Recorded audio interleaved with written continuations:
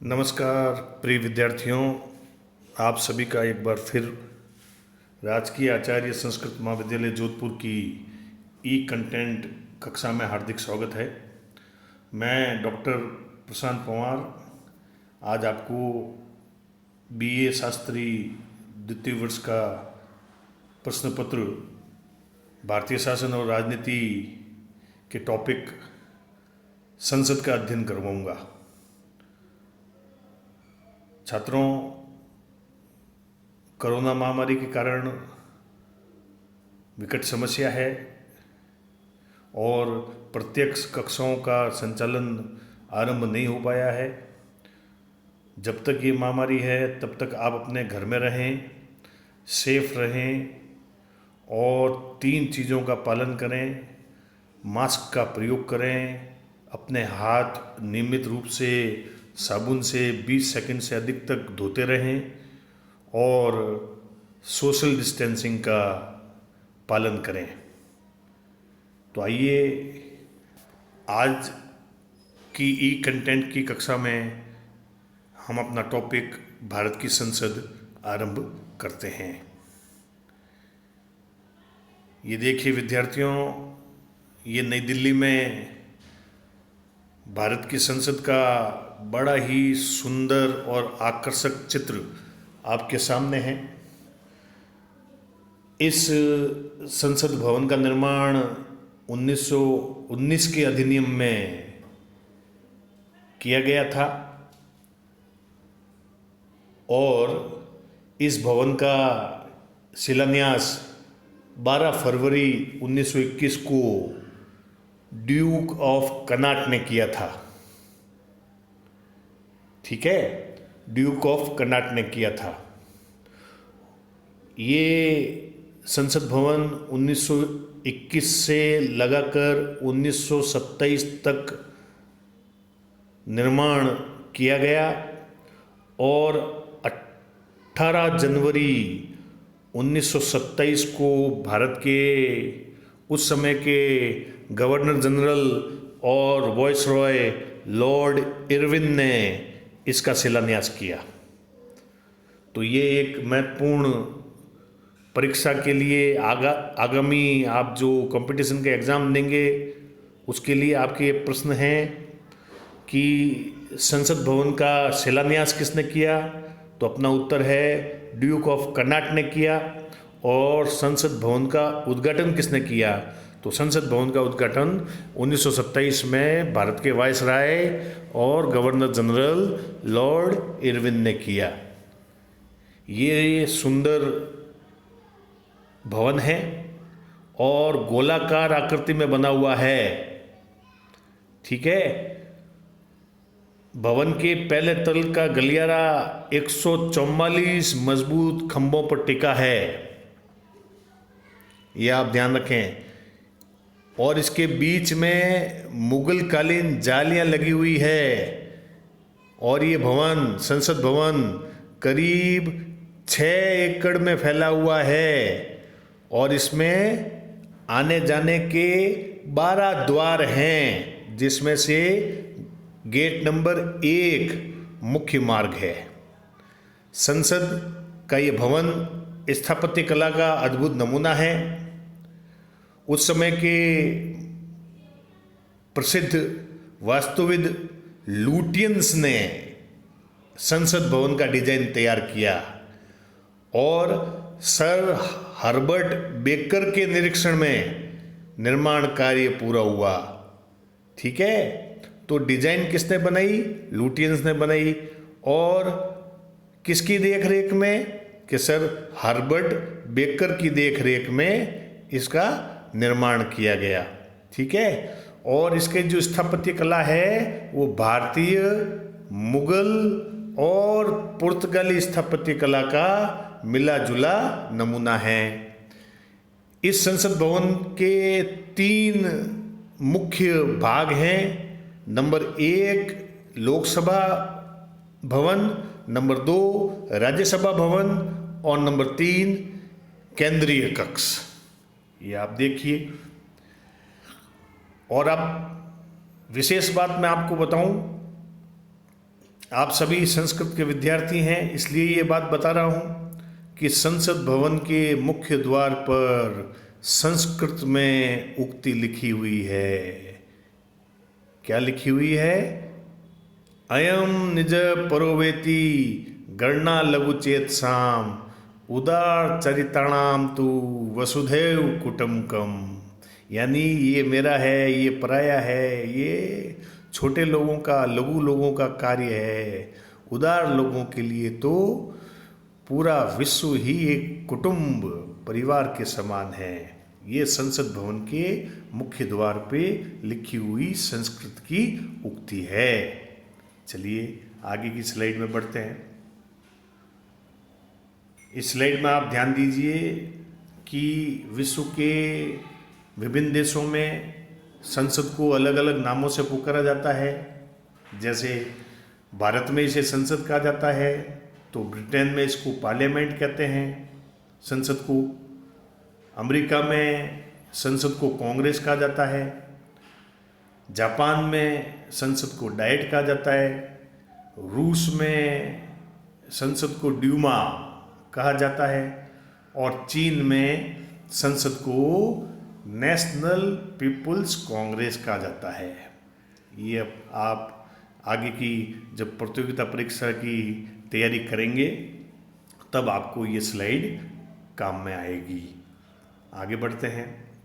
ये देखिए इस स्लाइड में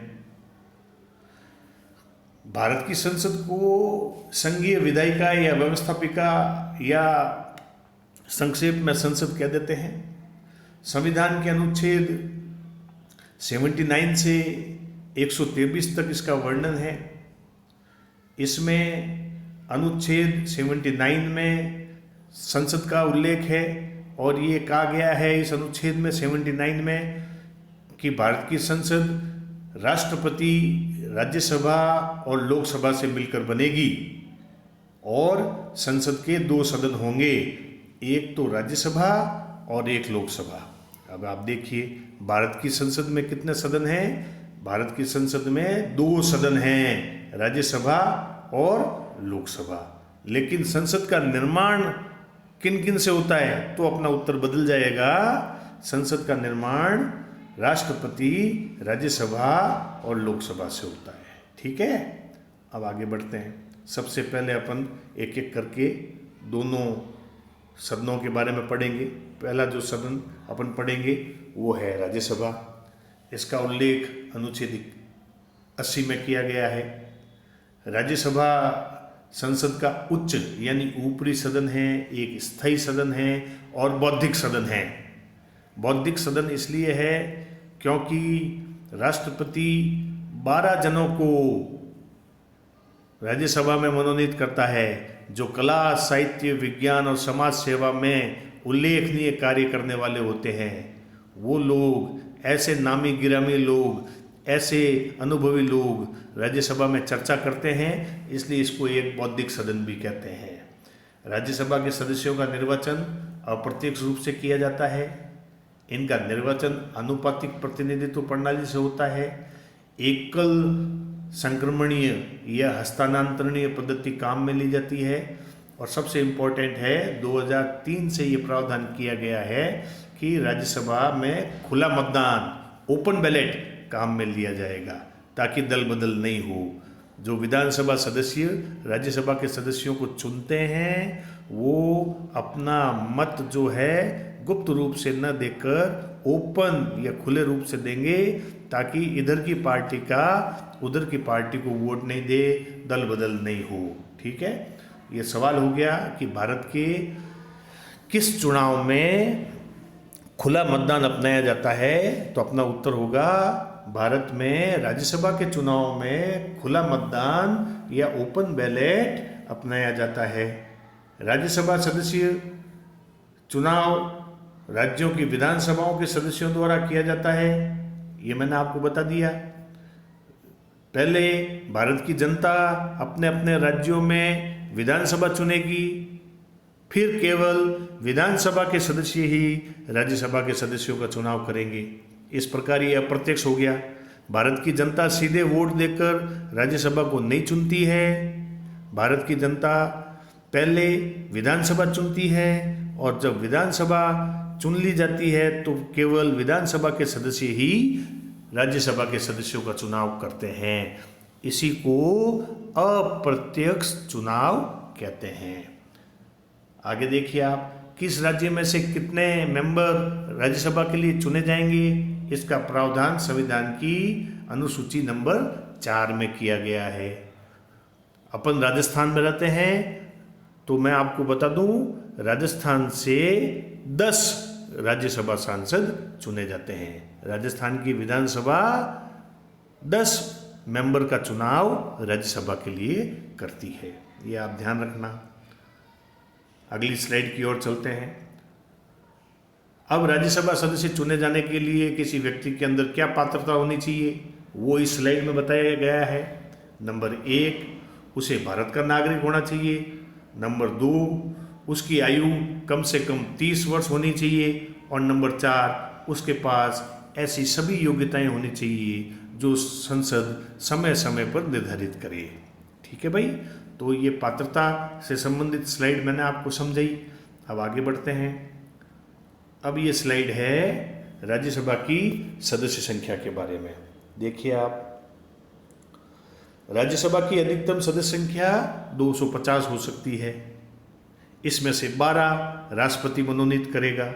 तो इसका अर्थ ये हो गया कि 238 थ्रू 238 मेंबर राज्यों की विधानसभाओं से चुनकर आएंगे।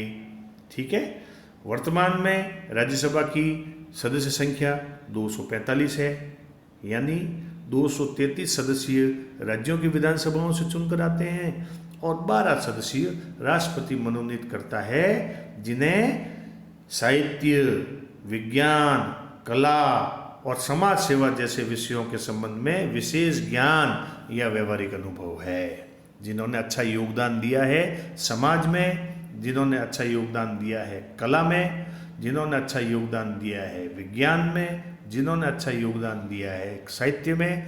ऐसे 12 सदस्यों का चुनाव, ऐसे 12 सदस्यों का मनोनयन नामजद राष्ट्रपति करता है। ठीक है भाई, अब आगे की स्लाइड देखेंगे।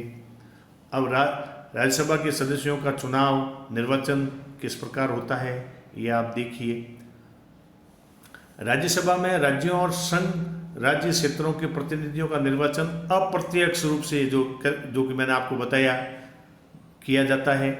प्रत्येक राज्य से तथा संघ शासित क्षेत्रों से प्रतिनिधियों का निर्वाचन उस राज्य की विधानसभा के निर्वाचित सदस्यों तथा उस संघ राज्य क्षेत्र के निर्वाचक मंडल के सदस्यों, जैसा भी मामला हो, एकल संक्रमणीय मत पद्धति द्वारा आनुपातिक प्रतिनिधित्व प्रणाली के अनुसार किया जाता है। ये आगे की स्लाइड आप देखिए।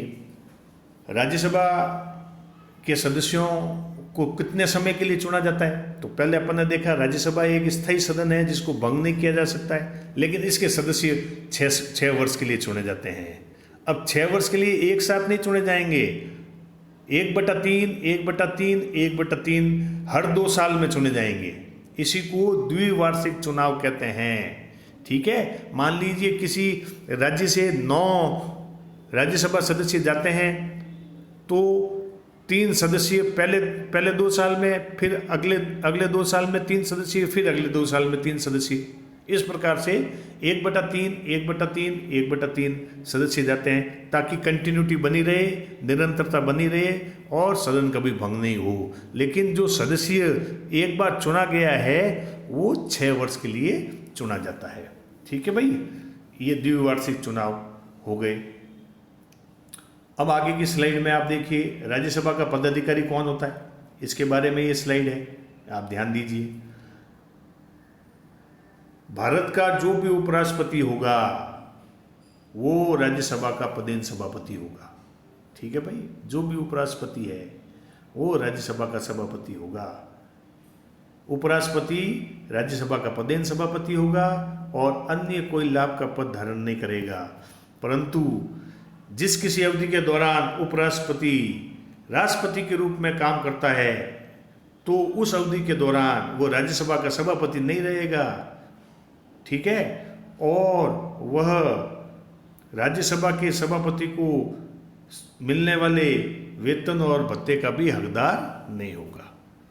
उसको मान लीजिए कोई ऐसा समय आ गया जब राष्ट्रपति की आकस्मिक मृत्यु हो गई या राष्ट्रपति का पद खाली है, तो उस समय उपराष्ट्रपति राष्ट्रपति का कार्य करता है, तो उसको राष्ट्रपति के वेतन भत्ते मिलेंगे। ऐसा नहीं है कि डबल वेतन भत्ते मिल जाएंगे, डबल नहीं मिलेंगे भाई, कि मैं जो है राज्यसभा के सभापति का भी वेतन ले लूँ और राष्ट्रपति का भी वेतन ले लूँ, ऐसा नहीं होगा।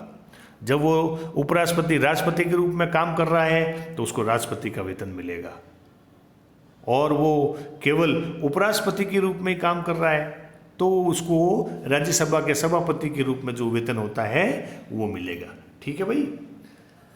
अब आगे की स्लाइड में देखते हैं दूसरा सदन, लोकसभा के बारे में। ठीक है, इसका प्रावधान अनुच्छेद 81 में है। देखिए आप, लोकसभा भारतीय संसद का निचला सदन है, निम्न सदन है, लोअर हाउस है। लोकसभा सार्वभौमिक वयस्क मताधिकार के आधार पर, यानी लोगों द्वारा सीधे वोट देकर, जो लोग वयस्क हो गए हैं, 18 वर्ष की आयु पूरी कर चुके हैं, वो वोट देंगे और लोकसभा के सदस्यों का चुनाव करेंगे। इस प्रकार राज्यसभा अप्रत्यक्ष रूप से चुनी जाती है, जबकि ध्यान दो लोकसभा प्रत्यक्ष रूप से भारत की जनता द्वारा चुनी जाती है। लोकसभा के सदस्यों का चुनाव जनता द्वारा सीधे वोट डालकर किया जाता है। 18 साल और उससे अधिक आयु का हर एक भारतीय नागरिक मतदान करने का हकदार होगा। अब लोकसभा का सदस्य चुने जाने की योग्यता या पात्रता क्या है, ये आप देखिए स्लाइड में। नंबर 1, उसको भारत का नागरिक होना चाहिए। नंबर 2, उसकी आयु कम से कम 25 वर्ष होनी चाहिए और उसमें वो सब योग्यताएं होनी चाहिए जो संसद समय समय पर निर्धारित करे। अब इसमें देखिए आप, लोकसभा की सदस्य संख्या के बारे में ये स्लाइड है। लोकसभा की अधिकतम सदस्य संख्या 552 हो सकती है, लेकिन वर्तमान में ये सदस्य संख्या 545 है। 7 स्थान अभी खाली हैं। तो वर्तमान में लोकसभा में 543 सदस्य जनता द्वारा चुनकर आते हैं और 2 प्रतिनिधि आंग्ल भारतीय समुदाय से, एंग्लो इंडियन सोसाइटी से, समाज से भारत का राष्ट्रपति मनोनीत कर सकता है। एंग्लो इंडियन उन लोगों को कहते हैं जो भारत के नागरिक हैं, लेकिन उनकी पिता की परंपरा में कोई न कोई व्यक्ति यूरोपीय मूल का है। उसका पिता यूरोपीय हो सकता है, यूरोप के किसी देश का हो सकता है, इंग्लैंड का, फ्रांस का, ठीक है। उसका दादा हो सकता है, उसका परदादा हो सकता है। कहने का अर्थ ये है कि ऐसा व्यक्ति जिसका पिता या पितामह यूरोपीय हो लेकिन माँ भारतीय हो, उससे पैदा होने वाली संतति एंग्लो इंडियन कहलाती है। अब ये संख्या में कम है, अपना कोई प्रतिनिधि चुनकर भेज पाए इस स्थिति में नहीं है, तो इनके कोई समस्या है और कोई प्रॉब्लम है तो उसके समाधान के लिए राष्ट्रपति को यह अधिकार दिया गया है कि उस समुदाय में से 2 सदस्य लोकसभा में मनोनीत कर सकता है। तो 543 जनता द्वारा चुने गए और 2 सदस्य एंग्लो इंडियन से राष्ट्रपति ने मनोनीत कर दिए। तो इस प्रकार वर्तमान सदस्य संख्या 545 है। ठीक है भाई। चलिए आगे लोकसभा का कार्यकाल अपन देखेंगे इस स्लाइड में। यदि समय से पहले भंग न किया जाए, लोकसभा का कार्यकाल अपनी पहली बैठक से लेकर अगले 5 साल तक होता है और उसके बाद ये स्वतः ही भंग हो जाती है, अपने आप भंग हो जाती है, नए चुनाव कराने पड़ते हैं। लोकसभा के कार्यकाल के दौरान यदि आपातकाल की घोषणा हो जाती है, मान लो भारत पाकिस्तान युद्ध हो गया, भारत चीन युद्ध हो गया, आपातकाल लग गया, ऐसी घोषणा हो गई, तो संसद इसका कार्यकाल कानून बनाकर एक समय के लिए अधिकतम 1 वर्ष तक बढ़ाने का अधिकार रखती है। और जब आपातकाल की घोषणा खत्म हो गई है, समाप्त हो गई है, उस स्थिति में इसे किसी भी परिस्थिति में 6 महीने से अधिक नहीं बढ़ाया जा सकता। यानी युद्ध चल रहा है तो साल भर के लिए बढ़ा सकते हो, और जिस दिन युद्ध समाप्त हो गया, आपातकाल की घोषणा समाप्त हो गई, तो उसके 6 महीने के अंदर अंदर वापस लोकसभा के चुनाव करवाने अनिवार्य हैं। ये आप ध्यान रखें। अब लोकसभा के पदाधिकारी, लोकसभा के मुख्य पदाधिकारी को लोकसभा अध्यक्ष या अंग्रेजी में स्पीकर कहते हैं। ये स्पीकर का जो पद है वो ब्रिटेन के संविधान से लिया गया है, वहाँ पर भी स्पीकर का पद है ब्रिटेन में, और भारत में भी लोकसभा में स्पीकर का पद रखा गया है। ठीक है भाई। लोकसभा अपने निर्वाचित सदस्यों में से एक सदस्य को अध्यक्ष के रूप में चुनती है। कार्य संचालन में अध्यक्ष की सहायता के लिए उपाध्यक्ष का भी निर्वाचन किया जाता है, जिसका चुनाव भी लोकसभा के सदस्य मिलकर करते हैं। लोकसभा में कार्य संचालन करने का उत्तरदायित्व लोकसभा अध्यक्ष का होता है, स्पीकर का होता है। ठीक है भाई। इसके अलावा भी स्पीकर को विशेष शक्तियां दी गई है, जो कि आगे की स्लाइड में है। देखिए आप, ये स्पीकर की शक्तियां हैं। नंबर 1, लोकसभा की अध्यक्षता करना और उसमें अनुशासन, गरिमा और प्रतिष्ठा को बनाए रखना। नंबर 2, यदि कभी दोनों सदनों का, राज्यसभा का और लोकसभा का संयुक्त अधिवेशन बुलाना पड़ जाए, सम्मिलित सत्र बुलाने पड़ जाए, तो उस संयुक्त अधिवेशन की अध्यक्षता भी लोकसभा अध्यक्ष करता है। कोई विधेयक या बिल धन विधेयक है या नहीं है, इसका निर्धारण भी स्पीकर करता है। सभी संसदीय समितियां लोकसभा अध्यक्ष की अधीनता में काम करती है, और लोकसभा के विघटन होने पर भी स्पीकर पद पर कार्य करता रहता है। स्पीकर का पद भंग नहीं होता है, वो अगली लोकसभा की पहली बैठक तक, नई लोकसभा की पहली बैठक तक अपने पद पर बना रहता है। ये आप ध्यान रखें। ये लघुत्तरात्मक सवाल जो है वो प्रश्न आपका यहाँ पर उत्तर है। स्पीकर की शक्तियों का उल्लेख कीजिए, तो अपन को इस स्लाइड में बताई गई शक्तियाँ बतानी हैं। चलिए आगे की स्लाइड की तरफ बढ़ते हैं। अब ये स्लाइड है संसद के कार्यों से संबंधित। भारत की संसद क्या क्या कार्य करती है, क्या क्या अधिकार है, वो अपन इसमें देखेंगे। पहला है कार्यपालिका पर नियंत्रण रखना। संसद का एक महत्वपूर्ण कार्य है मंत्रिपरिषद की चूक और वचनबद्धता की जवाबदेही तय करते हुए उस पर अपने नियंत्रण के अधिकार का प्रयोग करना। संविधान के अनुच्छेद 75 में स्पष्ट कहा गया है कि मंत्रिपरिषद तभी तक कार्यरत रह सकती है जब तक उसे लोकसभा का विश्वास प्राप्त है। संसद का ये महत्वपूर्ण कार्य एक जवाबदेह शासन को सुनिश्चित करता है। दूसरा काम है संसद का कानून बनाना। भारत की विधायिका है, कानून बनाती है। कानून बनाना भी किसी भी विधानमंडल का प्रमुख कार्य है। भारत की संसद उन सभी विषयों पर कानून बनाती है जो संघ सूची और समवर्ती सूची में शामिल है।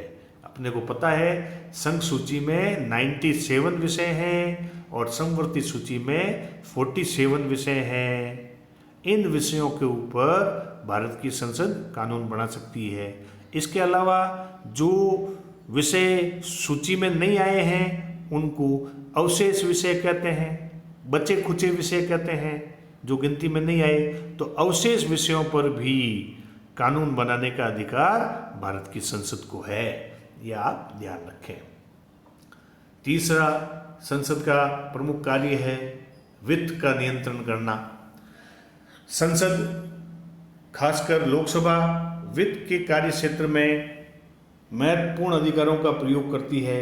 विधायिका को ये सुनिश्चित करना होता है कि सार्वजनिक निधि की उगाही और व्यय उसकी अनुमति से हो, यानी देश की धन का रखवाला है संसद। संसद से नियंत्रित होता है। इस प्रकार हम ये कह सकते हैं कि भारत की संसद भारत के वित्त पर नियंत्रण रखती है। चौथा है विमर्श शुरू करना। सभी महत्वपूर्ण प्रशासनिक नीतियों की चर्चा सदन के पटल पर होती है। इसलिए न केवल मंत्रिमंडल संसद का परामर्श हासिल करता है और अपनी खामियों के बारे में जानता है, बल्कि पूरे देश को भी सार्वजनिक महत्व के विषयों के बारे में जानकारी मिलती है। आप सबको पता है कि टीवी के ऊपर राज्यसभा की कार्रवाई का, लोकसभा की कार्रवाई का लाइव प्रसारण होता है। भारत की जनता उसको देखती है और ये समझती है कि किन किन विषयों के बारे में चर्चा की जा रही है। तो इस प्रकार जनमत का भी निर्माण होता है कि किस प्रकार हमारे मंत्री, हमारे सांसद आम जनता की समस्याओं को संसद में उठा रहे हैं या नहीं उठा रहे हैं। बहुत ज़्यादा शोरगुल करते हैं, अनुशासनहीनता करते हैं, तो जनता के मन में ये भी भावना आती है कि इन व्यक्तियों को हमने सांसद के रूप में चुनकर भेजा और ये लोग हमारी समस्याओं के बजाय शोरगुल में और अनुशासनहीनता में लिप्त हैं। तो इससे भी उल्टा जनमत का निर्माण होता है और अगली बार हो सकता है कि उस सरकार को बहुमति नहीं मिले और जनता उसको हरा दे। तो इस प्रकार जनमत के निर्माण में भी संसद की महत्वपूर्ण भूमिका है। आगे की स्लाइड में आप देखिए, संसद के कार्यों में, अधिकार और शक्तियों में संवैधानिक कार्य भी संसद करती है। संविधान के अंतर्गत संसद एकमात्र निकाय है जो संविधान में संशोधन करने के लिए कोई प्रस्ताव पेश कर सकती है। संशोधन का प्रस्ताव संसद के किसी भी सदन, लोकसभा या राज्यसभा में पेश किया जा सकता है। अब आप देखिए, हमारा जो संविधान है उसके अंदर कोई संशोधन करना है, कोई नई बात जोड़नी है या कोई ऐसी बात है जिसको हटाना है, तो ये अधिकार भी संसद का है, जिसको संविधान में संशोधन कहते हैं। ये संशोधन संसद का कोई भी सदन ला सकता है, लेकिन दोनों सदनों से पास होना चाहिए। पास हो जाता है तो फिर वो संविधान में संशोधन मान लिया जाता है। ठीक है भाई। इसके बाद में निर्वाचन संबंधी कार्य देखिए आप, संसद राष्ट्रपति और उपराष्ट्रपति के चुनाव में भाग लेती है। दोनों सदन मिलकर राष्ट्रपति के भी चुनाव में भाग लेते हैं, उपराष्ट्रपति के चुनाव में भी भाग लेते हैं। ये अपनी समितियों, जो संसद की समितियां बनाई जाती है, उसके विभिन्न सदस्यों, पीठासीन अधिकारियों और उप पीठासीन अधिकारियों की भी नियुक्ति करती है, उनको भी चुनती है। और अंतिम रूप से आप देखिए न्यायिक कार्य, संसद के न्यायिक कार्य देखिए आप। इसमें संसद के पास राष्ट्रपति पर महाअभियोग चलाने का अधिकार है। ये मैं आपको पूर्व की क्लास में बता चुका हूँ विस्तार से। उपराष्ट्रपति सुप्रीम कोर्ट और हाई कोर्ट के जजों के साथ साथ संघ लोक सेवा आयोग, राज्य लोक सेवा आयोग के अध्यक्षों और सदस्यों, साथ ही नियंत्रक और महालेखा परीक्षक को हटाने का, समय से पहले हटाने का अधिकार किसके पास है? संसद के पास है। तो इस प्रकार आज की कक्षा में हमने भारत की संसद के बारे में विस्तार से चर्चा की। संसद के दोनों सदनों के बारे में पढ़ा कि संसद के दोनों सदनों को कैसे चुना जाता है, उनकी सदस्य संख्या कितनी होती है और उनके अधिकारी, पीठासीन अधिकारी कौन कौन होते हैं। ठीक है भाई। अब आज की क्लास पढ़ने के बाद में आपके मन में संसद को लेकर कोई भी प्रश्न हो तो आप इस कॉलेज के YouTube चैनल पर रूबरू मेरे से प्रश्न कर सकते हैं। मैं जैसे ही YouTube पर आपके प्रश्न को देखूंगा, वैसे ही तुरंत उसका समाधान करूंगा। आप सभी का बहुत बहुत धन्यवाद।